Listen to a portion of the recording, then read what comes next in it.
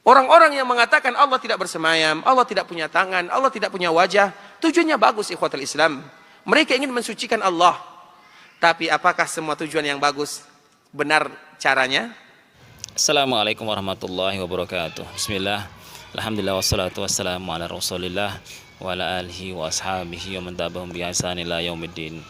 Teman-teman yang dimuliakan Allah Subhanahu wa taala, sebagian saudara kita ingin bertujuan untuk mensucikan Allah Subhanahu wa taala dengan cara mereka mentakwil ayat Allah bersamanya di atas arsy, Allah mempunyai tangan, Allah mempunyai wajah, Allah mempunyai betis. Tujuannya mereka tidak ingin menyamakan Allah Subhanahu wa taala dengan makhluk. Tujuannya bagus, tapi apakah tujuannya bagus ini, semua tujuannya bagus itu benar caranya? Ya, menurut Ustadz Ariful Bahri, ya, tujuannya benar, tujuannya bagus, tapi caranya.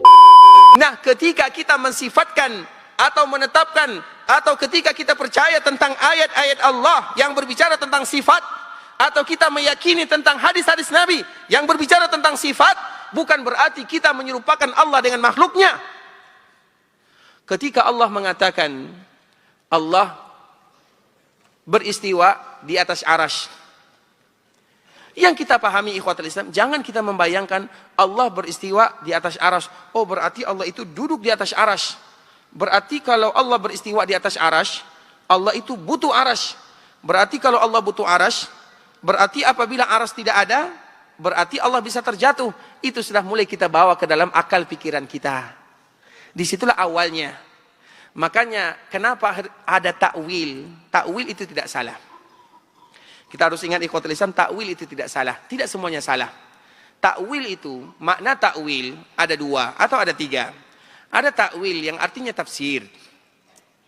Ada takwil, makna yang benar. Jadi takwil itu tidak semuanya salah. Ada takwil artinya tafsir. Ada takwil artinya sesuai dengan apa yang ditakwilkan juga tidak menjadi masalah. Ada takwil yang artinya tidak sesuai dengan apa yang dimaknakan. Jadi tidak semua takwil itu salah. Nah, kita berbicara tentang takwil yang agak sedikit keliru dari takwil-takwil yang lainnya. Takwil ini dari mana asal muasalnya? Kenapa ada sebahagian saudara kita mengatakan Allah itu tidak punya tangan? Tujuan mereka bagus. Kenapa ada sebahagian kita mendengarkan Allah itu tidak bersemayam di atas arsy? Tujuan mereka bagus. Kita harus menghormati apa yang mereka inginkan. Jadi jangan langsung kita menyalahkan mereka. Bukan berarti tidak salah, tapi tujuan mereka bagus. Apa tujuannya? Mereka tujuannya adalah untuk mentanzih atau mensucikan Allah Azza wa Jalla. Itu tujuan mereka. Orang-orang yang mengatakan Allah tidak bersemayam, Allah tidak punya tangan, Allah tidak punya wajah, tujuannya bagus ikhwatul Islam. Mereka ingin mensucikan Allah. Tapi apakah semua tujuan yang bagus benar caranya?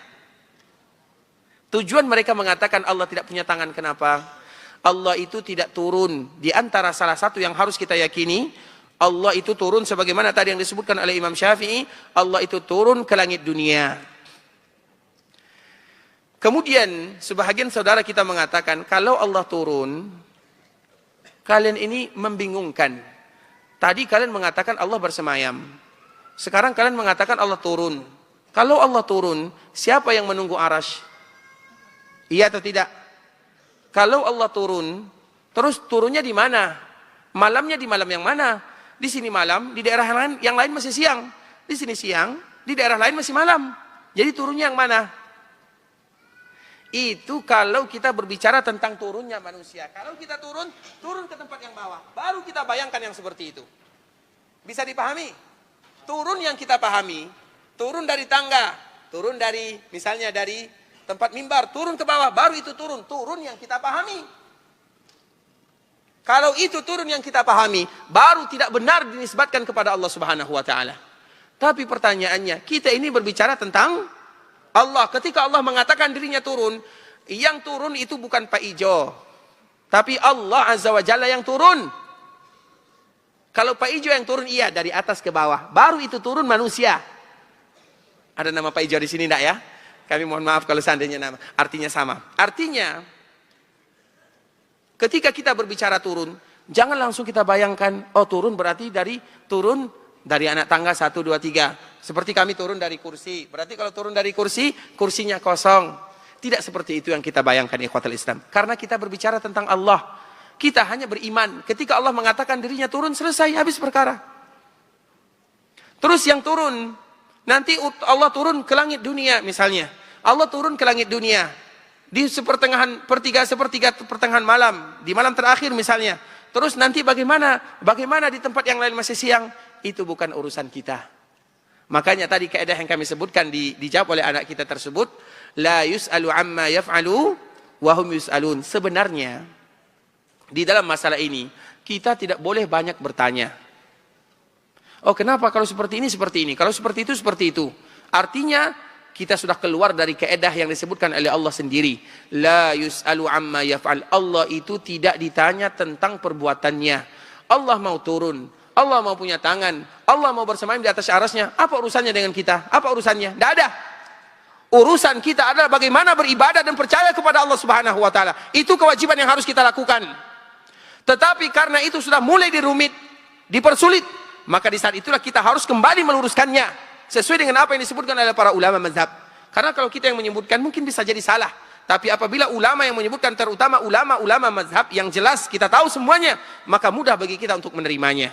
Kita tidak boleh bertanya tentang apa yang Allah lakukan. Allah mau seperti ini, Allah mau seperti itu. Apa urusannya dengan kita? Jangankan kita ikhwatul Islam, kita harus tahu status kita ini tidak lebih daripada sekedar seorang hamba. Siapa nama kita? Abdullah. Apa arti Abdullah? Hambanya Allah. Kalau di dalam bahasa Arab, untuk anak-anak Ustaz, apa bahasa Arab budak? Abdun. Jadi kalimat abdun itu artinya budak. Berarti kita adalah budaknya Allah Subhanahu wa taala dan kita bangga menjadi budaknya Allah Subhanahu wa taala. Makanya disebut dengan abdun. Abdun itu bahasa Arabnya budak kalau diterjemahkan. Budaknya Allah Subhanahu wa taala. Jangankan budak, kalau ada di antara kita yang punya pembantu. Misalnya ada pembantu yang kita pekerjakan. Coba kamu bersihkan kamar. Kemudian dia mengatakan, kenapa harus dibersihkan? Terus bagaimana, apa yang harus kita lakukan? Minimal kita pukul. Karena tugas dia bukan bertanya. Tugas dia bekerja. Itu baru kepada seorang hamba. Bagaimana kita dengan Allah Subhanahu wa ta'ala? Kita tidak boleh banyak bertanya tentang Allah. Allah mau seperti ini, Allah mau seperti itu. Tidak ada kewajiban kita untuk bertanya. Kewajiban kita yakin, percaya, selesai, sudah. Tapi karena sudah mulai diragu-ragukan, maka di saat itulah kita perlu kembali meluruskannya. Seperti tadi yang kita telah jelaskan. Tapi ikhwatul Islam, itu kaidah yang kedua, mensucikan Allah dalam bentuk penyerupaan dengan makhluk. Setiap yang kita sebutkan nama dan sifat-sifat Allah bukan berarti sama dengan makhluknya. Apabila kita mengatakan Allah punya sifat ini, kembalikan kepada Allah, jangan pernah dikembalikan kepada manusia.